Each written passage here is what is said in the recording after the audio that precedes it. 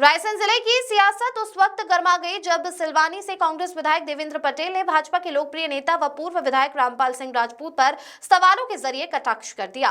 कांग्रेस विधायक ने कहा कि जब रामपाल सिंह सिलवानी क्षेत्र में आते थे तो खाने को अनाज हमारे यहां से लेते थे, उस समय उनके पास कुछ नहीं था। इस बयान के सामने आते ही भाजपा खेमे में तीखी प्रतिक्रिया देखने को मिली। भाजपा नेताओं ने कांग्रेस विधायक के आरोपों को झूठा, अपमानजनक और राजनीतिक हताशा से प्रेरित करार दिया। भाजपा का पलटवार करते हुए नेताओं ने कहा कि ये बयान ऐतिहासिक तथ्यों को तोड़ मरोड़ कर पेश करने की साजिश है। उनका कहना है कि वास्तविक स्थिति ये है कि आज से करीब 50 वर्ष पहले रामपाल सिंह के पिताजी लगभग 700 एकड़ जमीन के मालिक थे। इतना ही नहीं, जब क्षेत्र में नदी उफान पर आई थी और हालात बेहद खराब थे, तब रामपाल सिंह के परिवार ने 3 गांव को राशन और अनाज उपलब्ध कराया था, जो आज भी क्षेत्र में जनसेवा की मिसाल माना जाता है। भाजपा नेताओं ने सवाल उठाया कि जो परिवार आपदा के समय दूसरों का पेट भरता रहा, उसे गरीब और अनाज मांगने वाला बताना किस तरह की राजनीति है।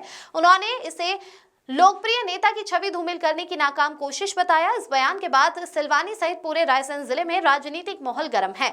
भाजपा समर्थकों में भारी नाराजगी है, वहीं कांग्रेस अपने बयान पर अडिग नजर आ रही है। अब यह मुद्दा सिर्फ आरोप प्रत्यारोप तक सीमित नहीं रहा, बल्कि सम्मान, इतिहास और जनसेवा बनाम राजनीति बयानबाजी की लड़ाई बन चुका है। आने वाले दिनों में इस मुद्दे पर और तीखे राजनीतिक वार पलटवार तय माने जा रहे हैं।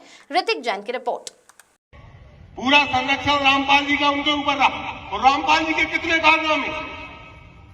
रामपाल जी का था क्या, जब खाने को नहीं था तो हमारे यहां से गल्ला लेके जाते थे खाने के लिए, और आज जाकर डाल कर पूरा पीडब्ल्यूडी का डिपार्टमेंट खा लिया, पूरी रेत की खदानें खा ली। प्रीति रघुवंशी का हत्याकांड हुआ, इनके भतीजे पवन ने कितने मर्डर किए, वो शंकर महाराज उसको बेचारे को जेल में रहा और बेचारा परेशान हुआ। ऐसे कितने कारनामे इनके, इतने काले चिट्टे हैं जिसकी सीमा नहीं। पूरे इनके भाजपा के मंडल अध्यक्ष पूर्व है या वर्तमान में पूरा बेगूगंज में सट्टा खिला रहे हैं। इनके नगर पालिका के अध्यक्ष, उपाध्यक्ष दारू की दुकानें खोले हुए हैं।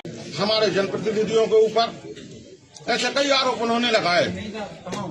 अब आरोप तो इससे होता है कि रामपाल सिंह जी 700 एकड़ के किसान है। आज के 50 वर्ष पहले उनकी बही है 700 एकड़ की, एक ही बही है, वो देख सकते हैं। सीलिंग का एक्ट उन्होंने लड़ा, सीलिंग जीते।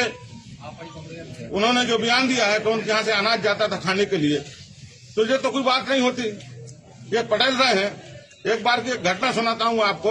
उस क्षेत्र में जब नदी में बाढ़ आई थी तो 3 गांव के आदमी को हमारे आदरणीय श्री रामपाल सिंह जी के जो पूज्य पिताजी ने अपने बेंडा खुलवाकर और अन्न का वितरण किया था, जिससे गरीब जनता को कई लोगों को उन्होंने जान बचाई थी उस समय।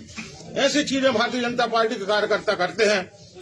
हमारे नेता के ऊपर जो अभद्र भाषा का उन्होंने उपयोग किया है, जो अपशब्द बोले हैं, वो बहुत ही निंदनीय है, और ऐसी घटना कोई जनप्रतिनिधि नहीं करता।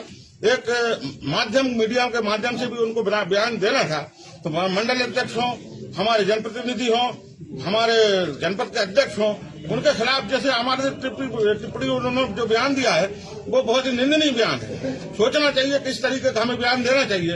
उन्होंने कहा 200 रुपए सरपंचों से डीजल डलवाते थे, ये कोई बात होती है क्या?